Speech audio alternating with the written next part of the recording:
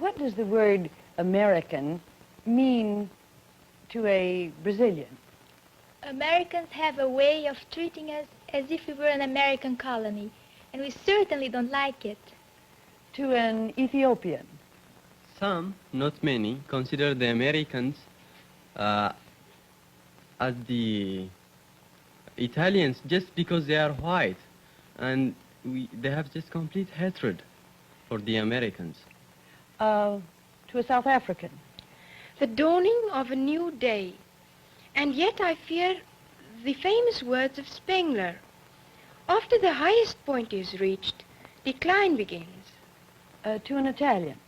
It often means people with no culture and a childish... We want, presented by the New York Herald Tribune Forum for High Schools.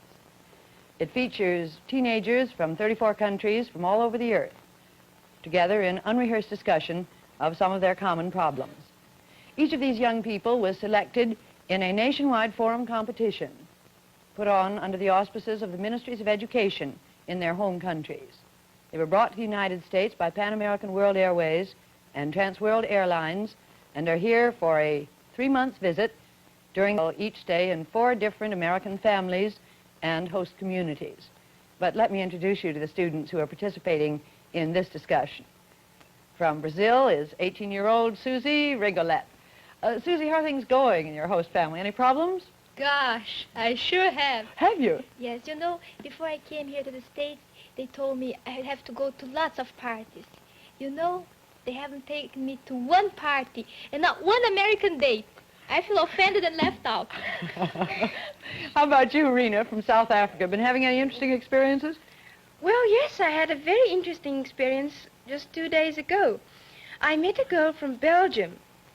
And, well, she spoke Flemish, and I speak Afrikaans, and yet we understood each other perfectly. Had you known the 2 languages were so alike?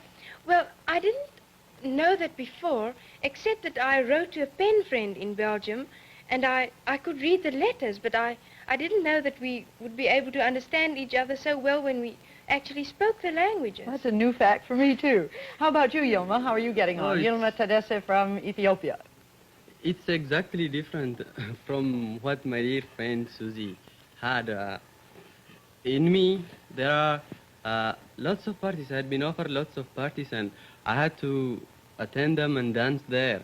But unluckily, there are many girls who would like to dance with me. And so the student council had, first of all, to receive an application for a dance, and then have it signed by me. And on the whole, all things went on very well. I mean, with my family, the faculty advisor of the school, and the students. And I have a terrible thing. I couldn't tear apart myself from this community and the school. It makes it hard when you can stay only 2 weeks, doesn't it, and have to leave. I know, but if you stayed in just one community for the whole 3 months, you generalize and think that all America was like that. So it's probably fair, but I know it's hard. Marcella from Italy. By the way, what are people doing about your name? Do they call you Marcella? No, American people can't say Marcella as we do in Italian, so they call me Marcy. Good nickname. Glad you got it here. Well, how are things going, Marcy? Oh, quite well. I am quite at home here. But I was really astonished because I've never seen people who kiss so much as here you do. I mean people, of course, young person, girls and boys. This is part of your high school education, is it, Marcy? Yeah, it is. You take a course in kissing. Well, look, maybe it's too early to ask you this yet, but could I ask whether you've so far got any dominant impression, your first impression of the United States? Well, you see, in Brazil, the impressions we have of the States is what you see in the movies. So when you see a musical, you think life in America is just dandy. Everybody floats around in a rosy cloud, singing songs with a beautiful and handsome young man beside you. Then you see a gangster movie, and all the Americans are bloodthirsty and violent. So when I came here with an American life, an American family, it was so different.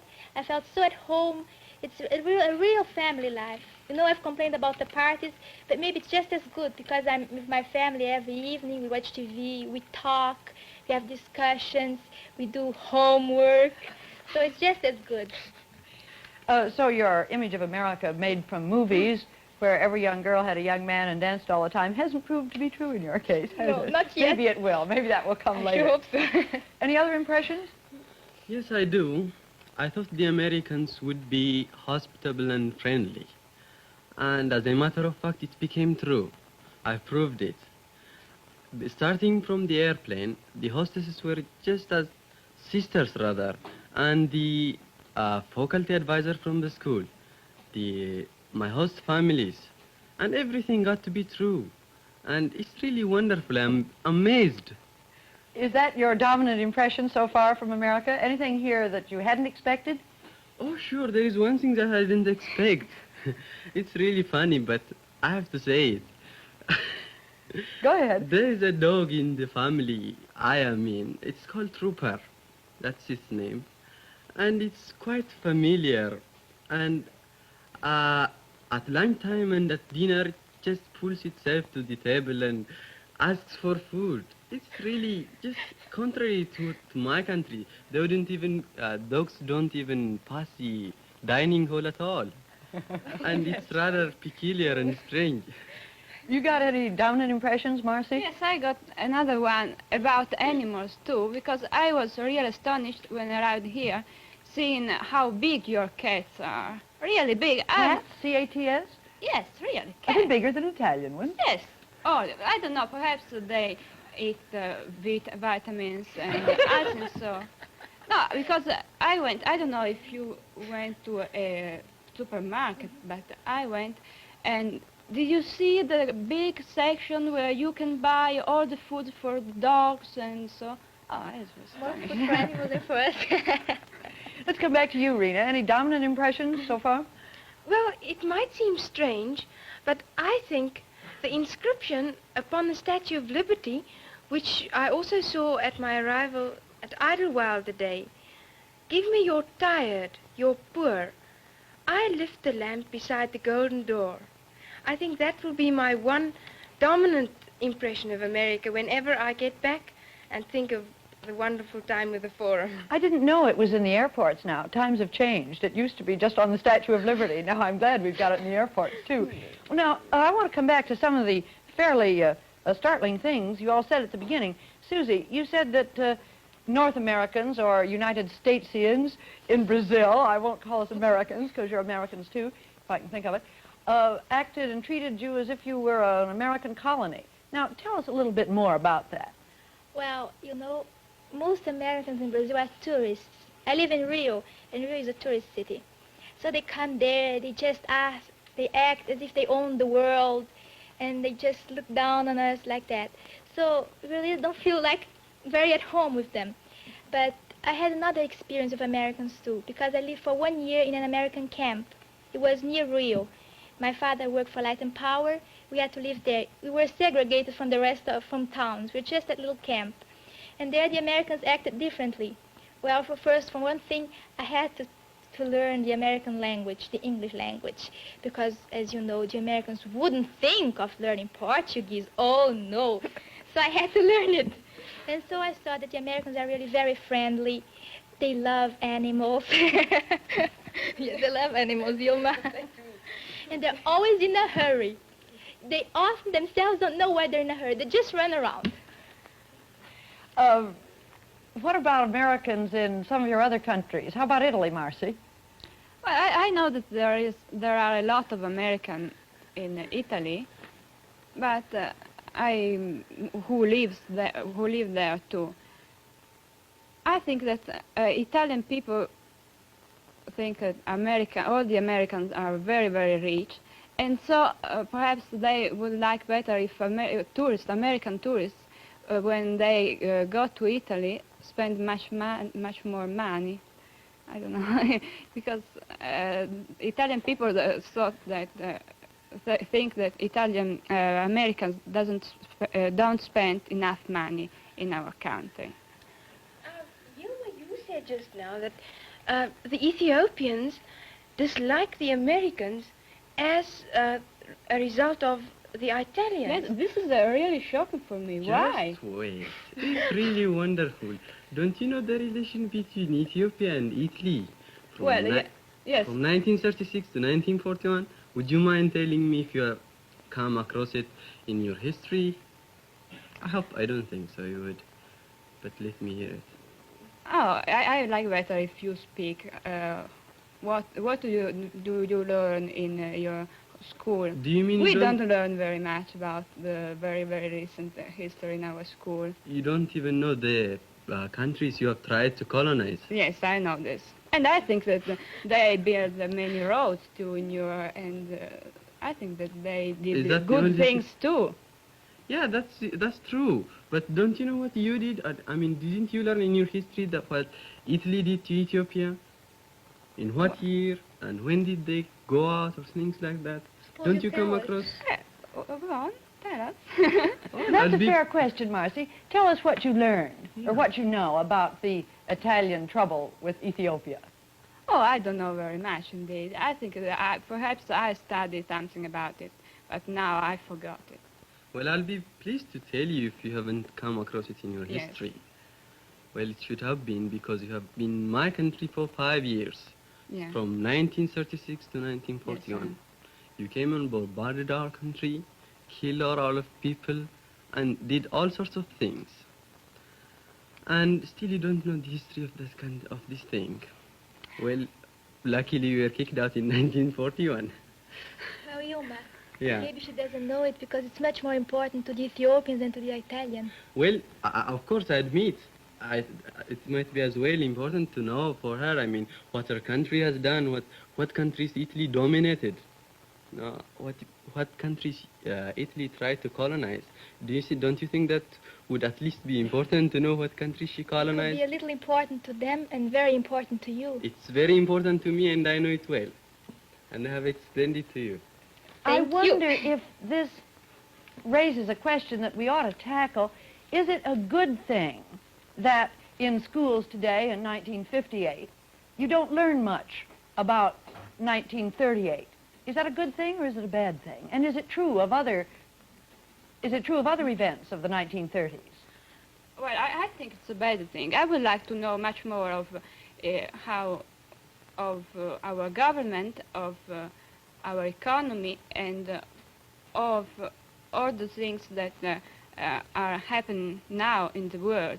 In our school, we don't study this kind of thing. We just study history as far as I think the first World War.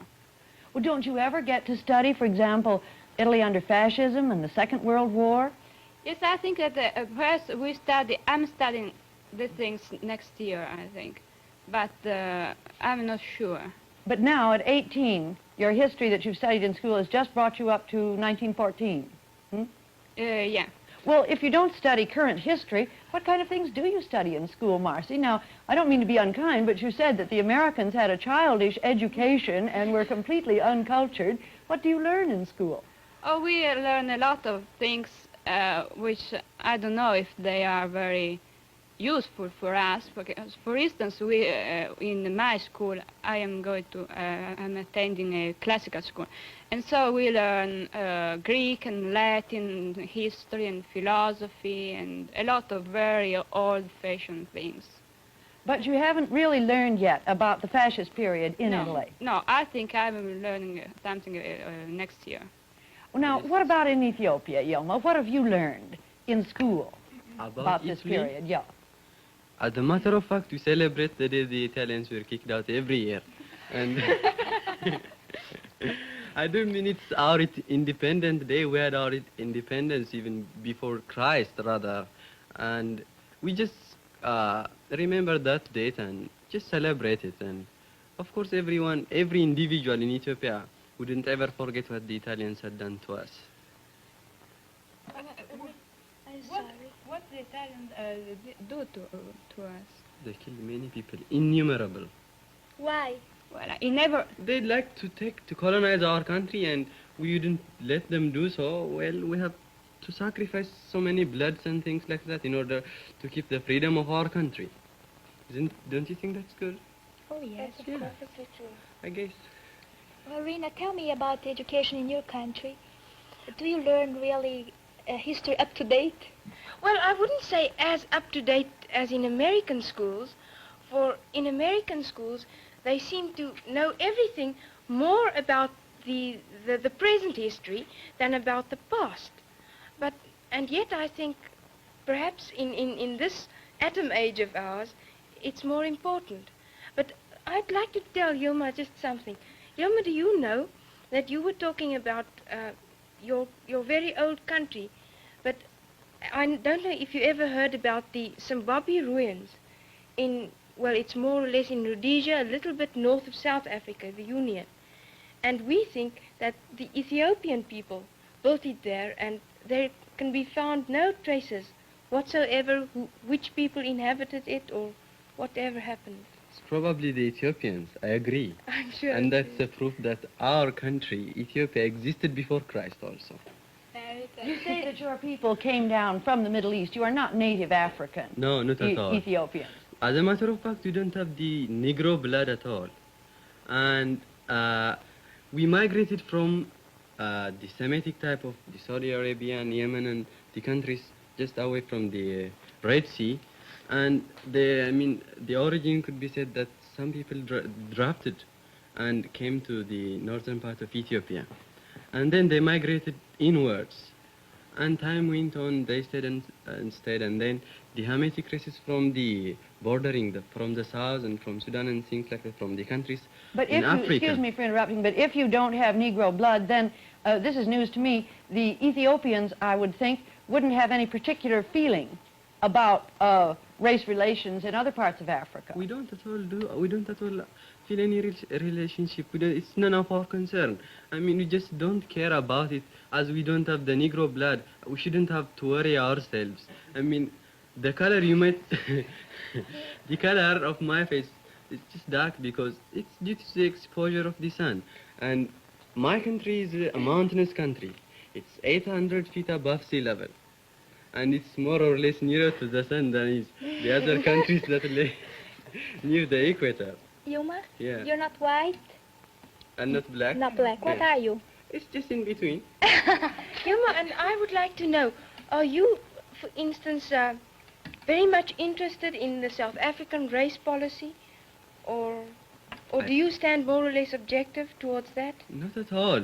We wish you would do things fairly. I mean, we wish you don't treat the native South Africans as you do right now. But as a matter of fact, we don't care. We just listen to your policies and things that go on in South Africa. But I'd like to ask you one question. Would it become more, would it be, would you think it would be a little... I mean, wait, just before... Would the matter be worse or better, within these few years? Or what is the stand right now of this South African problem? Could I just ask you another question before I answer yours? Yeah. Is there any discrimination, for instance, between the separate tribes in your country? How do you, for instance... I'm very happy you brought that point. As a matter of fact, the Amhara tribes consider ourselves superior to the other tribes, to the adjacent tribes that live in the same community. And we just consider them inferior and consider ourselves superior. And that could be something of segregation, but it's not actually in the sense that you take it and the Americans in Little Rock take it. I mean, it's just very unprominent. I mean, do you mean that you think that the other tribes are perhaps a little too primitive, for instance? Not a matter of primitiveness or so. It's just a matter of ignorance, I shall say. Oh. I mean, the Amhara tribes are more cute and clever. And that's why, they're just... That's your tribe? Yeah, that's my tribe. I'm That's proud of very it. modest, yeah. Yeah. And Yuma, do you have whites in Ethiopia? White people. Foreigners? White people, yes. Yeah, lots of them. We have the Americans, as a matter of fact. They're working in different departments. And I'd like to say one point on that. They seem to be more cooperative in they looked as though they are cooperative in my country, and I thought it was because they were in a foreign country that they should cooperate. But no, I proved it right here. They come in, they have assemblies in communities and things like that. I mean, they are more cooperative than I actually saw it in my country. Yoma, just to get back to another point, do you then think, for instance, it's fair that if there is discrimination in Ethiopia, even between, well, the same race and the same nation, Not the same race, of course the same nation. the same nation, but do you think then it's fair to judge South Africans as white towards black? If you don't, for instance, acknowledge the less good Ethiopians, well, We do acknowledge them. I don't mean we don't actually consider our discrimination, what you call it, is not as prominent and worldwide known as it's in South Africa. That's it. Well, what are we actually saying here? That there is all kinds of discrimination, and discrimination is all right as long as it isn't too prominent, or as long as it isn't between black and white? What are we saying here anyway? No, it's like this. She said, do you think the discriminations in your country is good, or the segregation? Excuse me, let's hear from Susie on this, because Brazil's got a special point of view, I'm sure. No, what they wanted to say is that he was telling her that she has discrimination. She's telling him he has... Segregation, not discrimination. I'm sorry, segregation. And she's telling him that he has a kind of segregation too. And he won't admit it. I did. I just told you first of all. How did you happen to know You it? consider I your told you segregation different. Yeah. Yes, because you're all different. Well, what's it like in Right. Brazil, Susie? Well, my country has a very good point, a point of advantage in that, because we have no segregation at all. And we could be in the same position as the United States, because we had slaves just the same as they did, just about the same time as they did. Only our country was a colony of Portugal, the United States was a colony of England. The Englands are Anglo-Saxons, the Portuguese are Latins. And the Latin race, mingles very easily. So there were marriages between black and white. They formed mulattoes, which are not black and are not white. They mingled and mingled and mingled. So now we don't have black and white. We have all sorts of colors, from white to very black, with light brown in between. And in Brazil, there's just no question if that person has a little Negro blood, like here in the States. He has 1/8 of Negro blood, he's considered a Negro. He has 1/16, he's considered white. We just don't have it. You look at the person, look at another one, they're people. That's what's different. And I wanted to ask you something, Rena. You say there's a great segregation in your country. That's right. And in your country, do you have prejudices against the black people? Well, I wouldn't actually say prejudices. Perhaps I should just explain this to you. Everybody seems to have heard of apartheid during the last few months, years. And I think it's perhaps misinterpreted in most instances. I'll tell you what apartheid actually means. It means the development of two separate racial groups within their own areas. And Susie, you said that there is no discrimination whatsoever in Brazil.